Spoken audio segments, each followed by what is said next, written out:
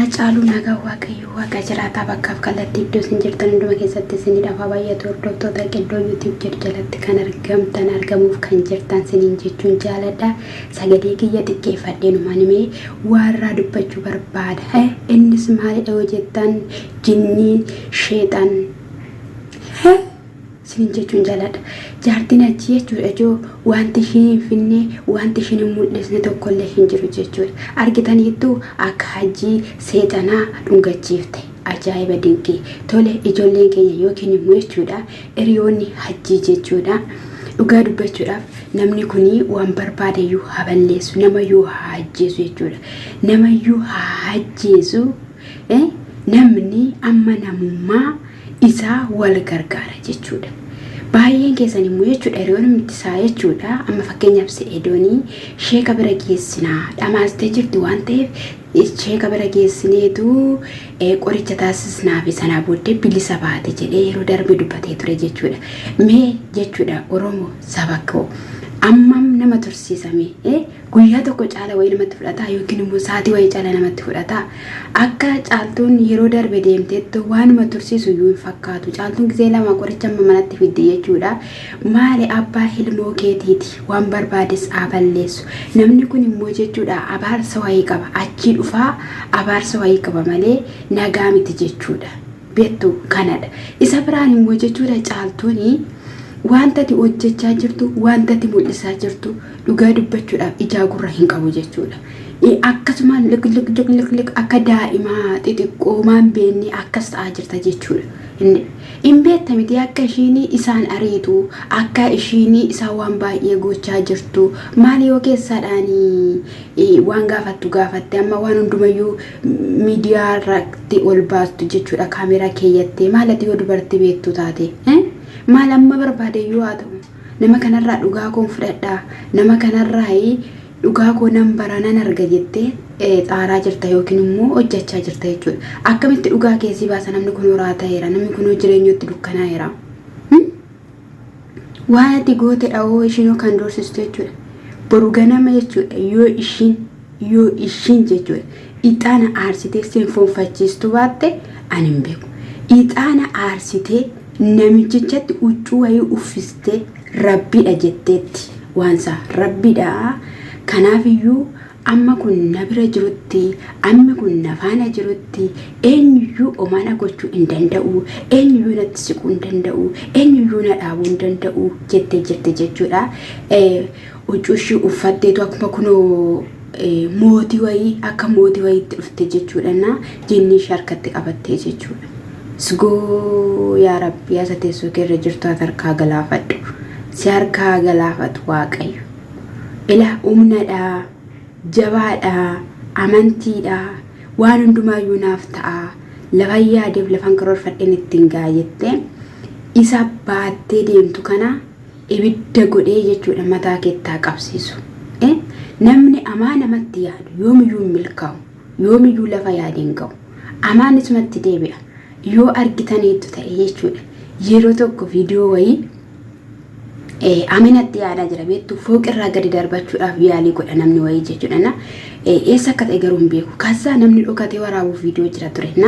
Gaafa inni gadi darbachuudhaaf jedhu namni gurrarra'ee sibiila harka isaatiin qabate jechuudha. Fooqi sanarraa harka isaatiin gaafa qabatee jedhu osoo inni akkasittiin dhama'aa jiru jechuudha. Namichicha isa dhiibee darbachuudhaaf jedhu ibsaan qabee jechuudha. Asiifachi kaataa asiifachi jooraa ibsaan xaaxessee gubee isa fixe jechuudha. Namichi sun garuu osoo miixatu fooqi irratti ol deebi'ee darajaa irra gadi bu'e jechuudha. Kanadha jechuudha. Fakkeenyaaf sini akkasuma nu odeessitanii nu jalaan baatu eessayyuu nu jalaan nattu. Viidiyoo ishii yeroo darbe wayii waraabdee irratti fi mucaa caaltuu agarsiisaa jechuudha. Insobdi viidiyoo kanas immoo dhuma ta'ee fidde malee uumaa mucaan caaltuu ishii biran jirtu kana dhibbaan namananii jechuudha. Ishii biran jirtu idduma ta'e fuutee lafa wayii keesseetu malee mucaan ishii faana galaa hin jirtu sharka hin jirtu doota kaa'uu hin dandeessi. Garuu lafa sanatti na jalaan baatudha Seedoon barreessaaf ture jechuudha. Otoo sin na jalaan baatu jettanu ishiin hojii sin irratti hojjechaa jirti jechuudha. itti kaadhimamteetti afura jinnii kana afura silsaa siddistii kana afura baradhumaa kanatti kaadhimateera jechuudha. maa jetteen dhungadhuu erga jetteen edda hajjiin dhungate achiin garuu dhungachuun barbaane dhugaa dubbachuudhaaf jechuudha. fedhii isaan turre jechuudha. maalidha rabbii jedhiiti maaloo na dhiisikaa maalidha kun seexanni maaliif as keessi jennaan ilan bareeduu si caalaam waan hundumaa irrayyuu si irra hin caala gaafa hin jettuun akkamittiin akkas jettaa ani kanatti madaalama jennaan si caala jetteen jechuudha. yeroo kanatti egaa uumaa gochuun danda'u waan ta'eef harka ishee keessa jira waan ta'eef hin dhungate jechuudha. hin dhungate sayyuu dabalchiistee allama dhungachiiste jechuudha.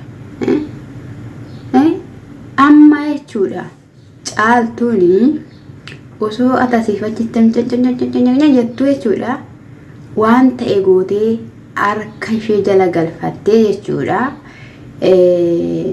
ajjiin sin jalaa dhossitee ofiif ishiitiif dhokattee ati lafa onaarratti akka bu'aa hin namne ani isa sanan sodaadhe jechuudha. dhugaa dubbachuudhaaf jechuudha. seexanni akkuma yeroo darbe isiniin jedhe wanti hin hojjenne tokko iyyuu hin jiru. wanti hin goone tokko iyyuu hin jiru. garuu ati amantii keetti jabaattee jechuudha. humna amantii keetiiti waan barbaadde gochuu dandeessa. waan barbaadde gochuu dandeessa. garuu immoo ati bakka uumaa keetti sittu taanaan osoo isaan kadhachaa jirtu osoo isaan waan barbaadachaa jirtu immoo hojii hin hojjettu taanaanii dhugaadha seexanni yeroo inni sirratti mana ijaarratu ni jiraata jechuudha. seexana mana ofirratti ijaarsisuu hin qabnu jechuudha. maalidha imee yani kan hin jedhu maalidha jireenyi keessan maalidha mame namoonni mee dhugaa dubbachuudhaaf yani uccuu baafatee miidiyaa kanarratti qayyara turratti inde wanti mana keessa taa'anii viidiyoon ala osoo addunyaan hin argin osoo namni hin argin wanti mari'atamee deebitti laatamu hin jiru moo maal hojjechaa jirru qaamana kan ajaa'ibe maaliif nama kana hoshee kabiran geessine maaliif akka inni fayyuun goone inde osoo fayyeera ta'eera osoo amalaan qabataniiru ta'ee osoo waan hundumaayyuu taasisaniiru ta'eera ta'ee jechuudha. tokkummaa uumaniiru ta'eera ta'ee otoo isaan jaalala qabaatanii otoo isaan waliigaltee qabaataniiru ta'ee ajjii seeraan qabatanii ajjii fayyifatanii dhoosaatti viidiyoo baatanii deemuu miti. isheen yoo isaan viidiyoo baatanii adeeman yoo ta'e viidiyoo san argiti irra baqachuu dandeessi. dhoosaatti geessanii ajjiin fayyisanii yeroo isheen ajjiidha bilbilte ajjiinuu bilbili jedhaniini kachi godhanii yoo fuudhanii dhaqanii kaatanii qabanii seeratti yoo dhiyeessan maali kun inni isheen hojjechaa jirtume du'a lubbuuti. dhugaa dubbachuudhaaf biyya harabaa keessatti inni isheen hojjechaa jirtu kun hanga du'a lubbuu isheetiitti ishee gargaarudha jechuudha. akkasumas immoo garaan qabaa jettan masira deebite garaan qabaa jettanii raammoo mar'amaan keessaa nyaatu wayii garaa qabda malee ilmoo namaati garaadhaan qabdu nana mana jechuudha. hin soobdammoo jechuudha. inde maali kun hundumtuu maali ba'aan kun hundumtuu maali dhamee namatti himini Mustafaa Ibrahim dhaqeenii bilishee biran dhaqeenii bakka caaltuu maaliif dhattee lafa caaltuun jirtu maaliif dhattee biran dhaqeen siin hin jenne achiin ga'een siin hin jenne jennaan ani waan godhuun qabu carqiyyuu namaan dhaqeenaa fuudhaa jedhaanii namatu naa fidaa namatu kana naa godhaa jechaanii ture jechuudha. yeroo kanatti Mustafaa bira maal fuutaa maali taataa jettee bakka waan baay'ee dubbatte jechuudha. ofishiiti mana hiriyoota ishiiti bultiin akka godaanaarra bulu barbaade ta'uu waan sanaaf hin galle jechuudha. argitaniitu yoo ta'e Mustafaa yeroo darbe kan inni waraabe yeroo irra fature dhufee gaafa inni waraabu kaasuudhaaf gaafa inni jedhu nyaata fiddee dhuftee achitti na dhugaa dubbachuuf himmaan buuseen bu'ee jechuudha. nyaata fiddee dhuftee baay'een beela'e maaloo jennaan lafa inni ciisuu kaasee mucaa maal taate qibexxesii maal taate osoo haadha manaa qabdu nu biratti bultaayii ayyaana nu biratti dabarsitaayii akkamittiin ayyaana nu biratti dabarsita dubartii lama osoo qabdu nuti akkatti dubartiiyyuu fidannu dhabne qubaa keenya holle qibexxesee taane jedhee osoo inni waa'ee beelaa itti haasa'u mana keessa gadi baasee ari'e jechuudha. nama mana keessa gadi baasee inni akkasittiin ari'e jechuudha. hanga kanaatti jechuudha. maalisin bineensota warri biyya sana keessa jirtan hundumti keessan iyyuu wal nyaattu hundumti keessan iyyuu wal ciftu hundumti keessan iyyuu waan ta'e wal gootu kan billaa wal doorsisa kan hidhee wal doorsisa maanni maal taataniittu isin yoo ta'u baate immoo mootummaa biyyichaatti of kennaati bidda isinitti taana kun Inde ofii kanama walii keessanii bidda walitti naxxan. Maali eenyu firratti qabsooftu eenyu qabsaa jirtu mee nama ajaa'iba siniin jechuun jaaladha. Maalumaaf iyyuu dhugaa dubbachuu baay'ee nama gaddisiisa jechuudha.